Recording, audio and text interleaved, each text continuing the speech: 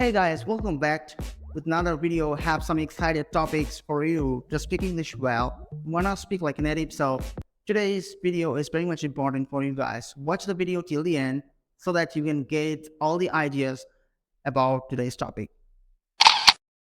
In today's video, I am gonna talk about some confusing words in English.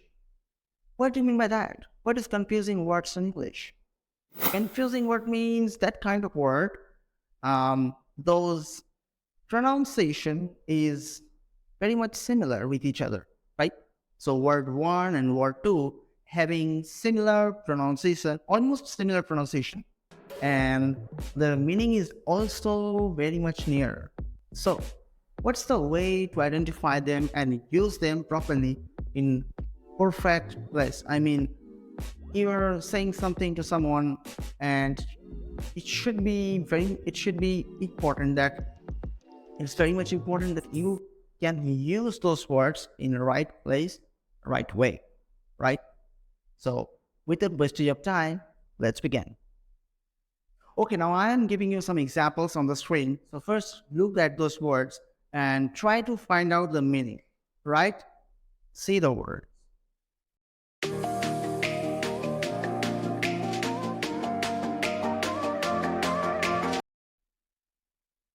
Well, if you think in terms of pronunciation, then they're almost similar because the first one is there, the second one is there, and the third one is also almost saying there.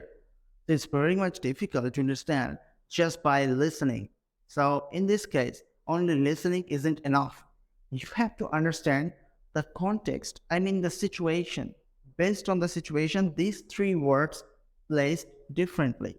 You cannot use them whenever or wherever you want. So based on the situation or the context, these words placed individually having different meaning. Their meaning is really different. So let's talk about one by one.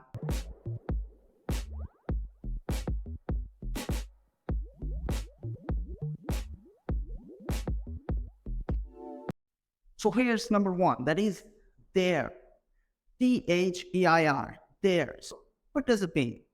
I think the meaning is already known to you. There means it indicates some possession. I mean, it means kind of ownership on something or talking about a person. There, right?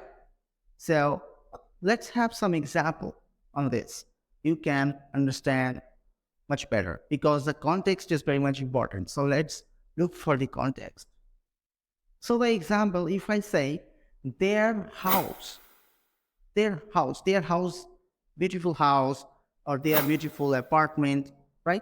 Or if I say their garden, that means that garden or that house or apartment, it belongs to that specific person or a group of people, right? So here, there, it's nothing but defining the possession, means the ownership of some place or some area or some object. Here's the next one. There. Its pronunciation is similar with the previous one, but here actually it's not there.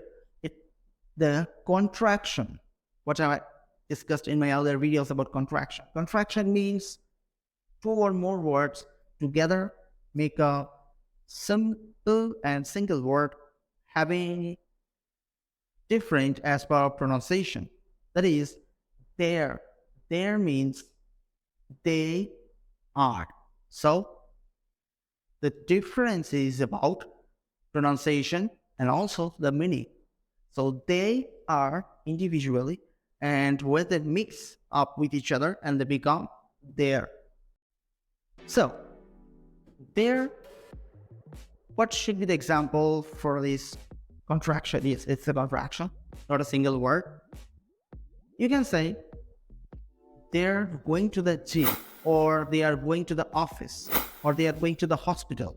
That means here we're talking about some group of people, they are doing something, their activities, right? Or they are playing football in the ground, they're playing cricket in the ground. So in this case, the pronunciation is similar. The word may a bit confusing because if you listen them directly, that means there, and there.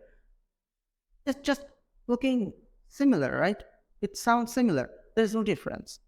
But if you listen them with the context around the word, that means they are going to the gym or they are going to the park. That means now it's very much understandable to you.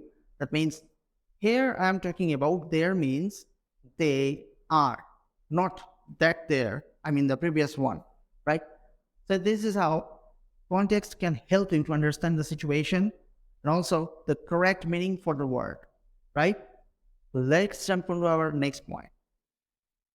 Okay, now the third one. There, there. What do you mean by that? There means not a person, not ownership, not anything. There means a place, a particular place, right? To identify a specific location or place, you must use this word, right? Let's go for the example. Now, if I say the library is over there, what does it mean? The library is over there or the school is over there. Means I'm talking about the location of that object.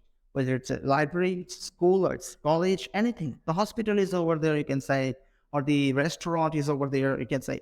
So here, we are talking about the place or the location of that specific thing, right? So the pronunciation will be looking similar, sound similar there, but here there is different because actually why you have to listen the context, because you will not have enough time always to look for the word in written English. You have to understand just by listening. So context is very much important. So here, there means the place, right? That's all. Okay, so now let's move on to the next example, more examples, so that you can understand it much better, right? Let's talk about another confusing words that is also very much common, and I think it's used most of the time during our conversation. And the word is affect and effect. Yes, the pronunciation is a little bit different, maybe. Affect and effect are a bit different because whenever you listen from a native speaker or someone who is really much fluent, in that case, you will not understand exactly what you said, right? The affect and effect, these two words simultaneously. Like the pronunciation is very much similar. The meaning is also very much nearer, right? Let me explain so that you can understand it. So first, talk about the word affect, right? So let's see the example on this. The rain affected their plans. So here, the example tells a lot. The rain affected their plans. What do we mean by that? Here, the affect word means act as a verb, right? Try to remember these things. Affect word act as a verb. So the rain affect their plan means they are planning to do something, and just because of the rainfall, their plan becomes, the plan or the work that they are going to do is cancelled. So here, it's using as a verb. Let's talk about another word. Now, if I talk about the word effect, the example for this one is the effect of rain was evident. So here, by listening this sentence, you can understand that the affect and the effect are very much similar, but they are using as per the situation, where affect means you can say it's the cause, where effect is the outcome or the result, because the word effect used as a noun. So the word affect is the reason, while the word effect is the result. So one is cause, another one is a result. So you have to remember it in this way. Okay, let me give you another tricks to get this word much better way. Let's give you an awful mnemonics to remember or to understand these things. For the word affect, you can remember like this way. Affect starts with A, and the word action starts with A also. That means affect is a verb. So affect and action. So you can remember in this way. So affect will be always for the verb, where the effect is like the end result. So effect starts with E and end result starts with E also. So which is a noun. That means affect is the cause and end result is the effect, right? So effect is the end result.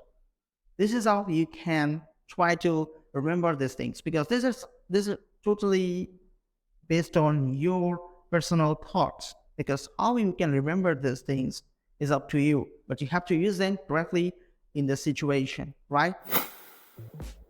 So this was some examples of commonly confusing words in English. The more you practice this kind of words with context, of course, you have to focus on the context, because without context, you will not be able to understand what the meaning of those words, right? Because you don't have always the script with you, right? In conversation, you have to understand just by listening, and the only way to get that, just listening it many times before the actual event. So practice this kind of words by your own. And in that way, you can understand those confusing words much easier, right? After practicing a lot of time, because practice makes perfect. All right. If you think that this video is helpful for you, then obviously press the like button and share with your friends also, so that they can also get benefited by this video. And I'll be right back with some great and exciting topics. Till then, stay tuned with Think English TV. Peace.